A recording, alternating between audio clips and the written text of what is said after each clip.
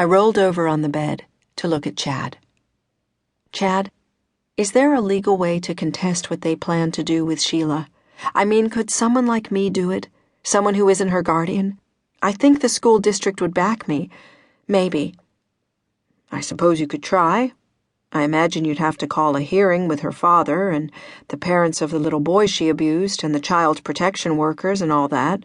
You could go through due process. You know all that. I did not know. I had about as much understanding of the judicial system as I did the theory of relativity, but I hated Chad to think so. Would you take it on, Chad? His eyebrows shot up. Me? I don't know anything about that kind of thing.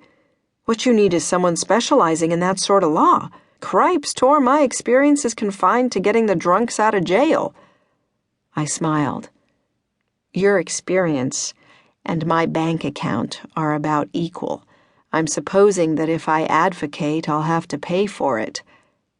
Chad rolled his eyes. Another charity case, huh? He grinned. I guess no one ever promised me I'd get rich. Oh, someday you will, just not this year. When the superintendent of school discovered that I had engaged a lawyer to look into the case, there was a meeting scheduled immediately. For the first time, I met Mrs. Barthuli, Sheila's former teacher. She was a petite woman in her early 40s with a delicate smile. As all 5'9" of me in my Levi's and tennis shoes towered over her, I could well imagine Sheila might have been a trial to her. Ed Summers was also there, as well as Alan the psychologist, Mr. Collins, Anton, the superintendent, and the resource room teacher who had had Sheila in kindergarten the year before. I had brought along examples of Sheila's schoolwork and some videotapes that Anton had made of her in class. Alan reported on the test results. Sheila's former teachers were impressed and said so. Even Mr. Collins commented on the overall improvement in Sheila's behavior. The superintendent was less enthusiastic. Yet he was encouraged by Sheila's progress and by her unusual IQ. He agreed to stand behind me in stating that the state hospital was not the appropriate placement for Sheila. He asked that Chad come in and see him. I left in jubilant spirits. The other major person to involve was Sheila's father.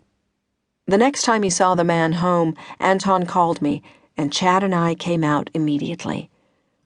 Sheila doesn't belong in the state hospital, I explained. She's doing very nice work in school, and I think she might even be able to go back to a regular class next fall. He tipped his head slightly. Why do you care what they want to do with her? You've got a special daughter, I replied. Going to the state hospital would be the wrong move for her. I don't want to see that happen to her because I think she can lead a normal life. He heaved a great sigh. All his life he'd been in trouble. Sheila had been in trouble. He had learned to trust nobody, and so had his daughter. Now I came, and he could not understand. We talked far into the night. Chad and Anton drank beer with him while I made notes. Sheila fell asleep on the floor while we talked. Her father agreed with us, eventually. At last we convinced him that it was not charity or do-gooding or a nasty trick. In his own way, he loved Sheila and needed as much compassion as she did. That was a strange evening. All of us were a little tipsy. Chad, with his experience of defending the Skid Row residents, seemed to get along with Sheila's father better than the rest of us. In a way, I was glad the hospital situation came up. It forced us to recognize each other's places in Sheila's life. That was better for everybody. The hearing was held on the very last day of March. It was a dark, cold, windy day, promising snow on the eve of April. Not a good day to boost spirits. I had to take the afternoon off from school, as did Anton. Mr. Collins came with us. At first I was suspicious, wondering if he were simply protecting his own interests. But as I aired out some of the closed portions of my own mind, I came to see that he cared in his own way as much for the children as I, even for Sheila. It was a closed hearing. Across the room from us were the parents of the little boy and their lawyer.